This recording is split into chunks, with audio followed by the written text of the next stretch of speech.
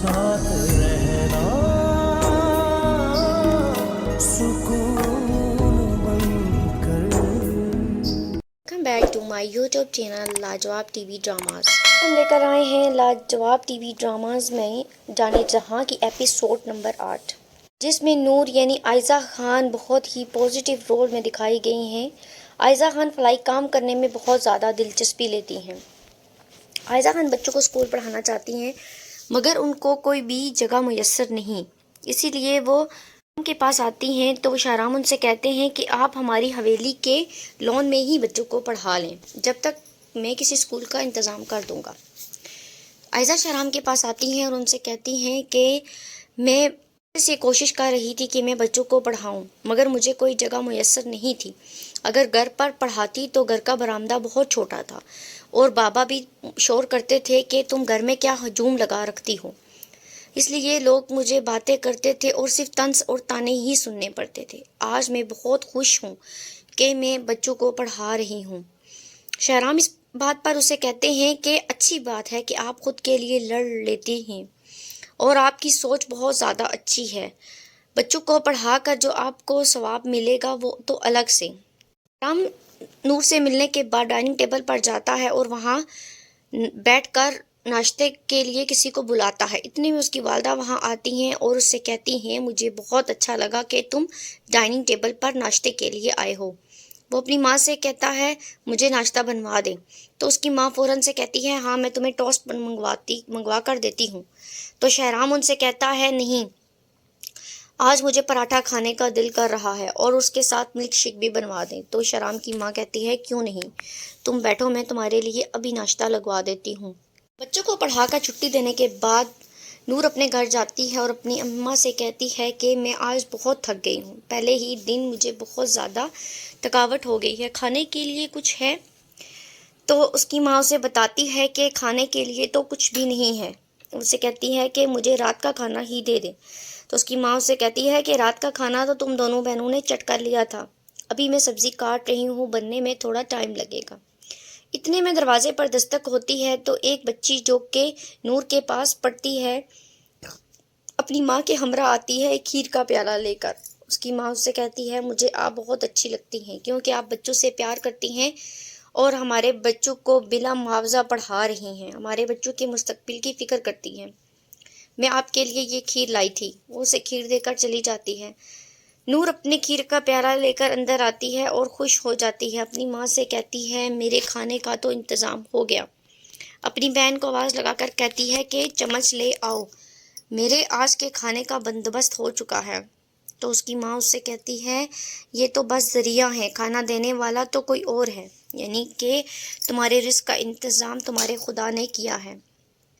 तुम नेकी का काम करती हो इसलिए तुम्हें नेकी का सिला मिला है। तबरेज़ का भाई बाहर बैठा हुआ होता है। वो उससे कहता है कि काफ़ी अरसे से हम शिकार पर नहीं गए। तो वो उससे कहता है, चलो ठीक है, चलते हैं शिकार पर। वो उससे पूछता है कि क्या तुमने मेरी कराची वाली बात तुमने अम्मा को बताई है? तो वो उससे कहता है, मैं क्यों बताने लगा भला, मैंने नहीं कोई भी बात की आपके मुतल्लिक। तो तबरेज़ जाने लगता है तो उसका भाई उससे पूछता है, कहाँ जा रहे हैं? तो तबरेज़ उससे कहता है कि मैं शिकार करने जा रहा हूँ। यार वाकई में अभी मैं फैक्ट्री जा रहा हूँ, फैक्ट्री जाने का टाइम है, मैंने अभी कहाँ जाना है। शाहराम अपनी गाड़ी निकालता है और अपने गांव की तरफ रवाना होता है। वो अपने चचा की दुकान पर जाता है जो कि उसके वालिद साहब की दोस्त हैं। वहाँ जाकर बैठता है, उनका हालो हवाल पूछता है।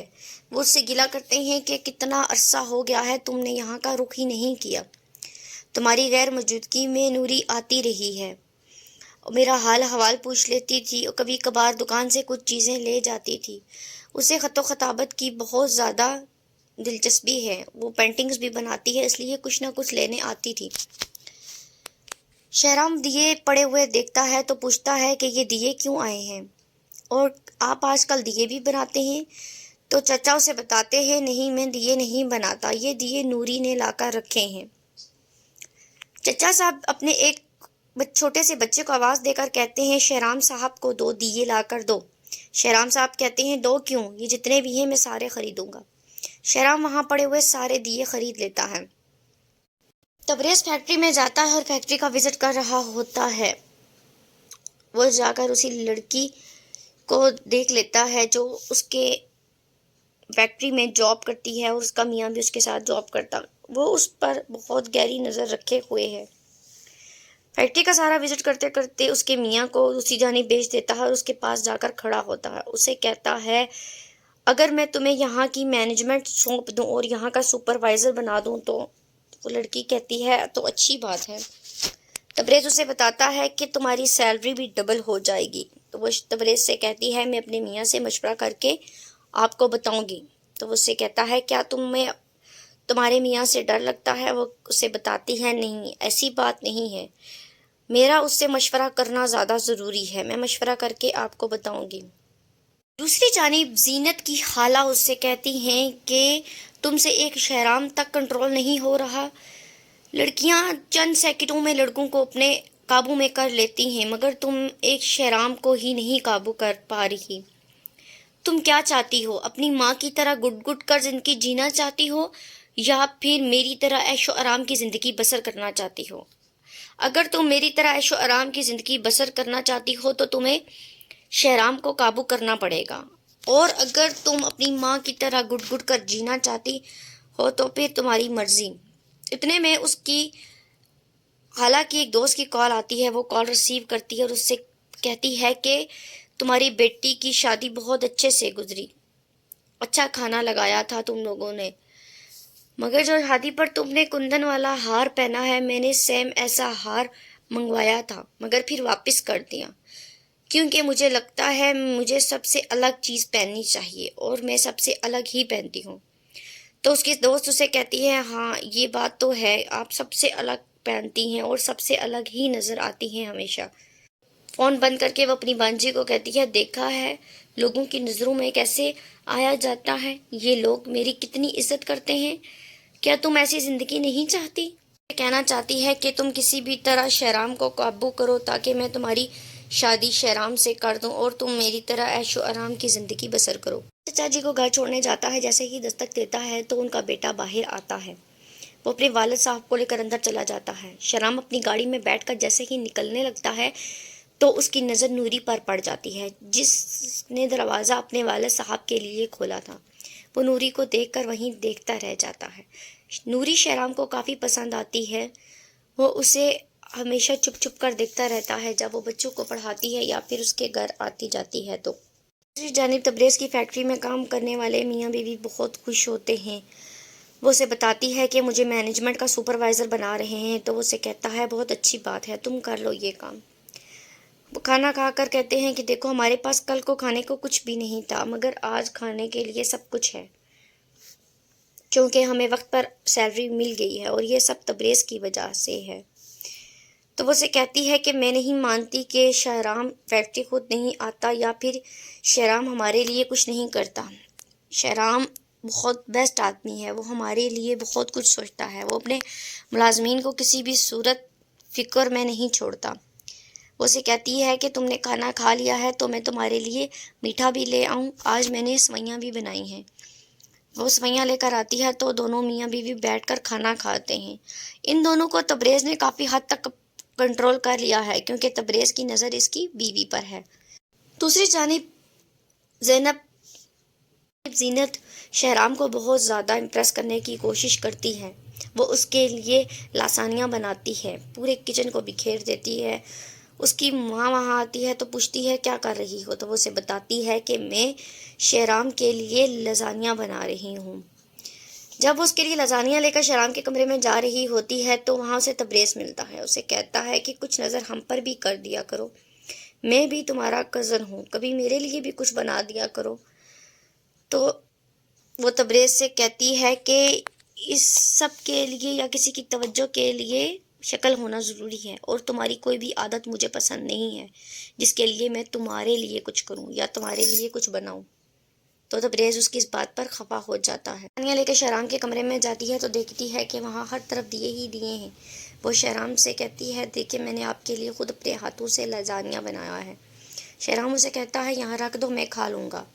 اسے پوچھتی ہے کہ یہ کمرے میں اتنے دیے کیوں جلا رکھے ہیں؟ وہ اسے کہتا ہے کہ زندگی میں روشنی کے لیے کچھ دیے ضرورت ہوتے ہیں. مجھے ان کی روشنی اچھی لگ رہی ہے، دیکھو نا کتنی روشنی ہے کمرے میں اور یہ کتنی اچھی طرح چمک رہے ہیں۔ انہوں نے تو لیمپ کی بھی کمی کو محسوس نہیں ہونے دیا۔ بات سے کافی جیلسی فیل کرتی ہے۔ شہرام اس کو خاص توجہ نہیں دیتا تو وہ کمرے سے باہر چلی جاتی ہے۔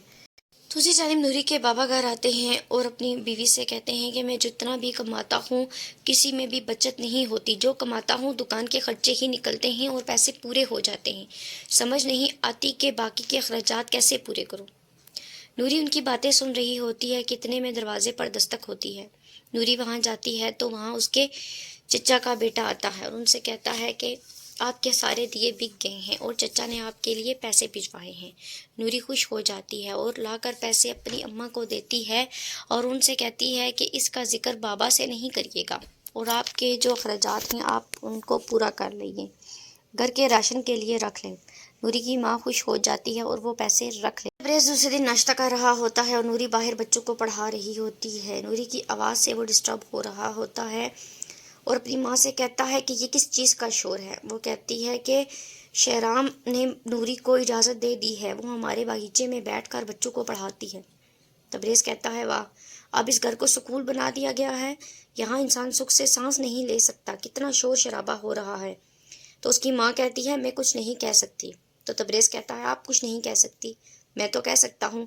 وہ باہر جاتا ہے اور نوری کو ڈانٹتا ہے، کہتا ہے تمہیں یہی جگہ ملی ہے بچوں کو پڑھانے کے لیے؟ تم نے ہمارے گھر کو خام خواہ میں چڑیا گھر بنا رکھا ہے۔ تبریز اسے خاصا غصہ کرتا ہے۔ اتنے میں شہرام وہاں آ جاتا ہے اور تبریز کو ڈانٹتا ہے اور اسے کہتا ہے تمہیں یہاں بولنے کا کوئی حق نہیں ہے، یہ میری اجازت سے یہاں پڑھا رہی ہے اور یہیں پر پڑھائے گی، جب تک میں ہوں یہ سب چلتا رہے گا۔ تمہیں بات کرنے کی تمیز نہیں ہے، تم نے کیسے بات کی ہے گھر آئے مہمان سے؟ وہ اسے ڈانٹتا ہے۔ تبریز غصے سے اپنے کمرے میں چلا جاتا ہے اور شہرام نوری سے معذرت کرتا ہے کہ میں معذرت خواہ ہوں، اسے آپ کے ساتھ ایسے بات نہیں کرنی چاہیے تھی اور آئندہ آپ کو کبھی بھی ایسی کوئی پریشانی نہیں ہوگی۔ ماں کے پاس جاتا ہے اور انہیں دروازے پر کھڑے ہو کے بلاتا ہے، بیگم صاحبہ۔ اس کی ماں کہتی ہے یہ کیسے بلا رہے ہو تم مجھے؟ تو اسے کہتا ہے کہ آپ یہاں کی مالکن ہی تو بنی پھرتی ہیں، مگر کچھ بھی آپ کے کنٹرول میں نہیں ہے۔ آپ ایک شہرام کو اس بات سے منع نہیں کر سکتی کہ وہ نہ یہاں پڑھائے نا، آپ کچھ بھی نہیں کر سکتی، آپ صرف مجھ پر رعب جما سکتی ہیں۔ اس کی ماں اسے کہتی ہے میں اس سے کیسے ڈانٹوں، اصل میں حقیقت میں وہ اس گھر کا مالک ہے اور بڑا بھی ہے، میں اسے ایسے نہیں کہہ سکتی۔ تو وہ اس سے کہتا ہے ہاں بس آپ کے بس میں کچھ نہیں ہے، آپ خام خواہ کی بڑی مالکن بنی پھرتی ہیں۔ صاحبہ جس دوست سے بات کر رہی ہوتی ہیں وہ اپنے شوہر کو بتاتی ہے کہ آج اس نے مجھے کال کی تھی اور وہ ہماری بیٹی کے بارے میں بار بار پوچھتی ہیں۔ مجھے تو ایسا لگتا ہے کہ وہ ہماری بیٹی کو شہرام کے لیے پسند کر رہی ہیں۔ وہ اس خوش فہمی میں ہے کہ وہ شہرام سے یا شہرام کے لیے اپنی بیٹی کا رشتہ مانگیں گے، مگر وہ ایسا کچھ بھی نہیں کرتی، وہ اپنے گھمنڈ میں ہی رہتی ہے۔ ایسی معاملے میں بات کر رہے ہوتے ہیں کہ ان کی بیٹی وہاں آتی ہے۔ ان کی بیٹی کا نام جیا ہے، وہ وہاں آ کر بیٹھتی ہے۔ وہ اسے دیکھ کر بہت خوش ہوتے ہیں اور اس سے گپ شپ شروع کر دیتے ہیں۔ اسی بیٹی کا رشتہ شہرام سے کرنا چاہتے ہیں۔ ان کا خیال ہے کہ شہرام کی ماں اپنے بیٹے کا رشتہ ان کی بیٹی سے کرے گی۔ شہرام کے پاس جاتی ہے، جاتے ہوئے بات کر کے جاتی ہے اور شہرام کو بتاتی ہے کہ میں نے آپ کو بتانا تھا کہ کل میں نے اتنے سارے دیے بنا کر رکھے تھے، میں نے چچا کی دکان پر بیچنے کے لیے رکھے ہوئے تھے، کل اچانک سے سارے ہی دیے ایک ساتھ کوئی لے گیا، وہ نہیں جانتی کہ وہ سارے دیے شہرام نے لیے ہیں۔ پھر اسے بتاتی ہے کہ میں نے دیے بہت اچھے بنائے تھے اور میرے بابا مجھے اس بات پر ڈانٹتے ہیں، مگر مجھے ان کی روشنی پسند ہے۔ شہرام اسے کہتا ہے ہاں ان دیوں کی تو بہت سے لوگوں کو ضرورت ہے۔ نوری اسے حیرانگی سے دیکھنے لگتی ہے تو وہ اسے کہتا ہے دیکھو جیسے کسی کی منگنی ہو، شادی ہو یا کوئی ایونٹ ہو تو اس روشنی کو دیکھ کر اچھا لگتا ہے، اس لیے ہو سکتا ہے کہ کسی کو اس کی ضرورت ہو۔ نوری اس کی اس بات پر بہت خوش ہوتی ہے۔ اسی کے ساتھ یہ ڈرامہ ختم ہوتا ہے۔ اس ڈرامے کی نئی ایپیسوڈ یا کسی بھی نئے ڈرامے کی دلچسپ سٹوری کو سننے کے لیے ہمارے چینل کو سبسکرائب کریں اور پلیز بیل آئیکن کو ضرور پریس کریں تاکہ آنے والی مزید نئی ویڈیوز کے نوٹیفیکیشن آپ کو ملتے رہیں۔